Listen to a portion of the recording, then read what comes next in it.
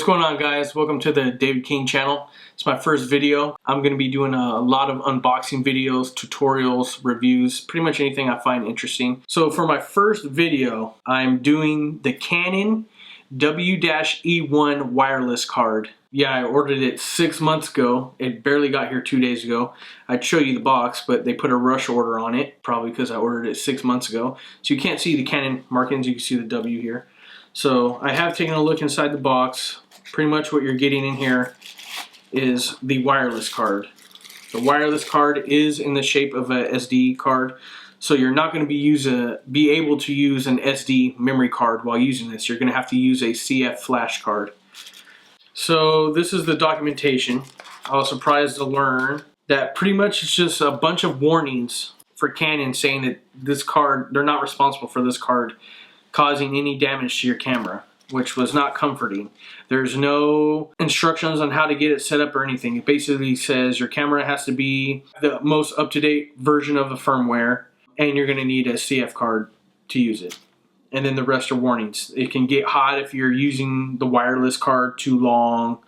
So that's pretty much all it is, precautions. So what you're going to have to do is take your SD card. So you're going to have your slots here. You're going to pop it in the SD card slot. Alright guys, so now we're going to jump into actually showing you guys how to set this up and showing you the cool things you can do. So the first thing you're going to want to do is you go into your menu and you're going to want to go to your settings, or which is usually the wrench icon. And once you update it to the latest firmware, you're going to get this Wi-Fi function that was not there before. So it's going to ask you to register a nickname to identify the camera.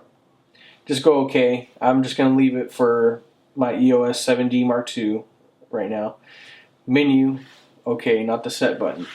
Screen's going to disappear after saving the text. So now it's asking me, do I want to connect to a smartphone or a laptop? We're going to choose a smartphone since I'm using my iPhone 7 Plus. We're going to do the easy connection. Click OK again. And now it's just giving you your SSID. This is going to be your wireless signal. So now you want to come into the iPhone. You're going to want to go to your Wi-Fi. It's going to pop up. The Canon popped up. It's asking for your password, which is the encryption key right here. So mine just happens to be 203-61725. Click join. So it detected something. It's saying waiting to connect. Okay, it's showing connected on here, saying start the dedicated app. So we're going to the Camera Connect app. New camera found. You want to select it, and now your camera asks you, do you want to connect to the smartphone? Click OK. Saying the connection's established. Now basically your smartphone is going to control everything on the camera. So one of the things I don't like, you don't get any live view on the camera. All your buttons are deactivated. The viewfinder, the live view, can no longer use it. Everything is from the phone. So you want to go to remote live view shooting. So I have Walter White set up over here. Everything. One cool thing about this is all touch focus. So I clicked on him. It's going to put him in focus. I can click on the wall. It's going to put the wall, whatever, ground, his mask. Have it on him. And down here you have your controls just like you would on your camera. You have your shutter speed, we have the aperture, we have the ISO. I have my ISO at 100, aperture at 2.8, shutter speed, I'll put it at 60, it should get darker, put it at 15. So you click on what you want to take a picture of.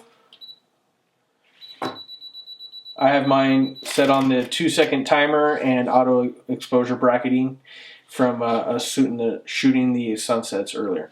So once you take a picture you like, or a couple of pictures, you can come down here into your own like little photo album, and this will be for that one picture you took. So notice my photo album is blank now. I went back in, I'll click it, I'll take it. So it's basically like a quick view.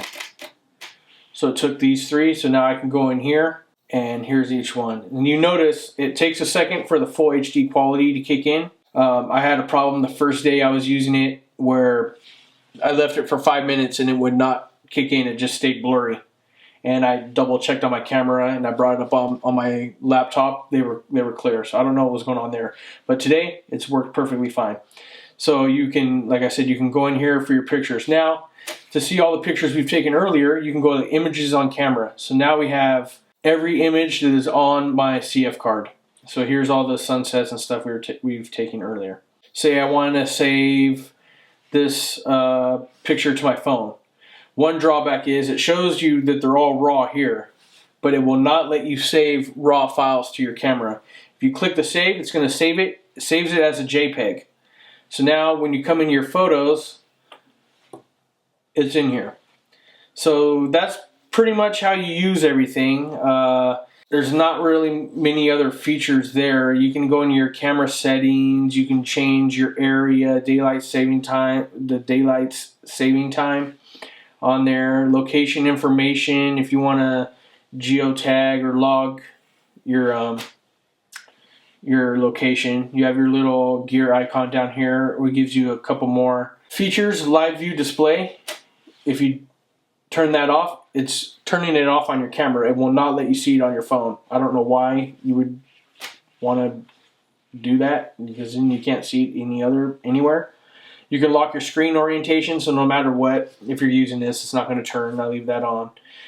One cool thing this does do is your live view rotation. So say I was shooting portrait mode, but I wanted to look at it in landscape mode here. You can turn that and see how it turned Walter 90 degrees to the right, and it does that every way. So it's just 90 degrees, 90 degrees, 90 degrees. Whatever. You can mirror your live view display, which I hate. I don't know why anyone would do that. You know, some cameras you take a selfie and it mirrors it. So now it has him to the right instead of to the left. Live view magnification. So you can turn it on. Yeah, double tap on your area. So now it has his head in there. Oh, there you go. So you tap where you want to zoom and then double tap it and it'll zoom in there. Touch autofocus. I mean, obviously you're going to have to use that unless you manually set up your focus already. So that's pretty much how you use it. You have, like I said, your settings down here. I have the 2-second timer. It gives you all of your settings that you have, everything that you have, your shutter speed, your high priority, your auto focusing. You could turn it on so it detects the face and follows all that. Here's your white balance, whatever you want. I have a custom one set. So yeah, that's pretty much how you use it. So yeah, guys, thanks for checking out the video. Hope I was helpful. If you have any more questions, feel free to comment below. Ask me. I'll help out whoever I can. Just make sure you subscribe and like, thumbs up or thumbs down, whatever. I appreciate the feedback. And just check back for more videos. Thanks again.